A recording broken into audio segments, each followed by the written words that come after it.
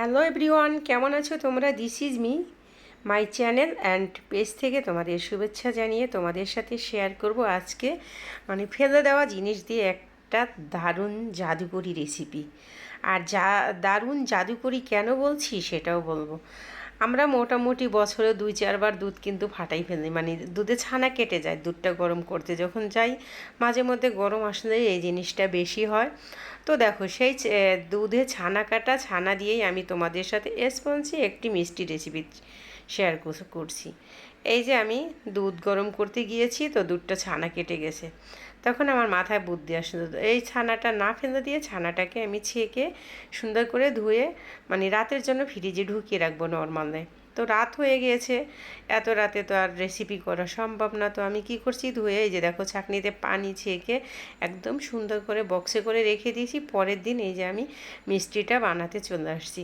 তো প্রথমে আমি ছানাটা নিয়ে নিচ্ছি, আর সুন্দর করে আলতো হাতে একটু মুথে নিতে হবে। তারপরে আমি এই ছানাটাকে 4 থেকে 5 মিনিট সুন্দর করে মেখে নিব। আর এ পর্যায়ে যতটা মাখবো ততটা কিন্তু মিষ্টিটা একদম স্পঞ্জি হবে। আর বলছি ফেলে দেওয়া জিনিস কেন, আমরা মোটামুটি দুধে যখন ছানাটা কাটে তখন কিন্তু ফেলে দেই। তো সেই ছানাটা আমরা ফেলে না দিয়ে এরকম সুন্দর একটা মিষ্টি রেসিপি করে বাচ্চাদের সামনে যদি দেই, হাজবেন্ডের সামনে, দুইজনেই খুশি হয়ে যাবে, তাই না? আর আমি একটা ব্যাপার স্যাপার হয়ে যাবে। তো দেখো, একদম 4-5 মিনিট আমি সুন্দর করে মেখে নিয়েছি। আর এখন আমি মিষ্টির শেপ দিচ্ছি। আর শেপটা একান্তই তোমাদের ব্যক্তিগত ব্যাপার, যে যেরকম খেতে চাও সে সেরকম শেপ দিয়ে নেবে, সেটা যার যার ব্যাপার। আর আমি কিন্তু এখানে আমি একটু বড় বড়, মোটামুটি আমি একটু স্পঞ্জি বড় সাইজের রসগোল্লা বানাচ্ছি। তো একটু বড় বড় সাইজ করে নিচ্ছি, তোমাদের সাথে দুইটা শেয়ার করছি কিভাবে আমি বানাচ্ছি। আর বাদবাকিটি আমি একই প্রসেসে বানিয়ে নেব। আর তোমরা যদি ইউটিউব চ্যানেল থেকে দেখে থাকো রেসিপিটা, অবশ্যই ইউটিউব চ্যানেলটা সাবস্ক্রাইব করে আমার পাশে থেকো। আর যদি পেজ থেকে দেখে থাকো, পেজটাকে ফলো দিয়ে এরকম নিত্য নতুন রেসিপি পাওয়ার জন্য আমার পাশে থেকো। কমেন্টে জানাই ওকে কোথা থেকে কমেন্ট করছো, তোমাদের ধন্যবাদ জানানোর জন্য তোমরা জায়গাটা মেনশন করো। তো দেখো, মিষ্টিটা বানিয়ে নেওয়া শেষ। একটা সাইডে রেখে দিয়ে আমার 6টা মিষ্টি হয়েছে। আমি এখানে একটা হাঁড়ি বসিয়ে দিয়েছি। হাঁড়িতে আমি 3 কাপ পানি আর 1 কাপ চিনি দিয়ে দিচ্ছি। পাতলা একটা শিরা বানিয়ে নিতে হবে। আর এ পর্যায়ে কিন্তু অবশ্যই পাতলা একটা শিরা বানাতে হবে, তো মিষ্টিটা অনেক সুন্দর স্পঞ্জি অ্যান্ড ফুলবে। তো দেখো, আমি তারপরে কিন্তু আরও অফ ক্যামেরায় 1/2 কাপ পানি দিয়ে দিচ্ছি, কারণ চিনির পরিমাণটা একটু বেশি পড়ে গিয়েছে। তারপরে 2টা এলাচ দিয়ে দিচ্ছি মুখটা চিরে।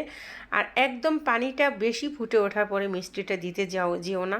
দেখো আমি কোন পর্যায়ে দিয়েছি, পানিটা ফুটে ওঠা ভাব এ পর্যায়ে দিতে হবে। তো আমি এ পর্যায়ে দিয়ে দিচ্ছি, একটু নেড়ে চেড়ে মোটামুটি মিডিয়াম আঁচে রেখে আমি 15 মিনিটের জন্য জাল করে রান্না করে নেব।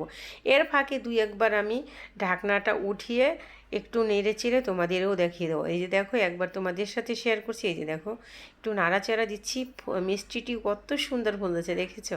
তো আমরা এই ছানাটা দুধ ফেটে যখন যাবে, আমরা না ফেলে দিয়ে ছানাটা বানিয়ে নিই, এরকম একটা স্পঞ্জি মিষ্টি বানিয়ে নেব। কেমন হয় তবে?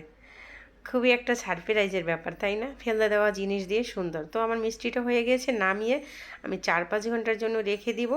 তো দেখো, আমি 4-5 ঘন্টা না, 2 ঘন্টা পরে আবার ফিরছি। 2 ঘন্টা পরে একটা বাটিতে আমি সার্ভ করে দেখিয়ে দিচ্ছি মিষ্টিটা কতটা পারফেক্ট হয়েছে এবং স্পঞ্জি, আর কতটা রসের টইটুম্বর, তাই না?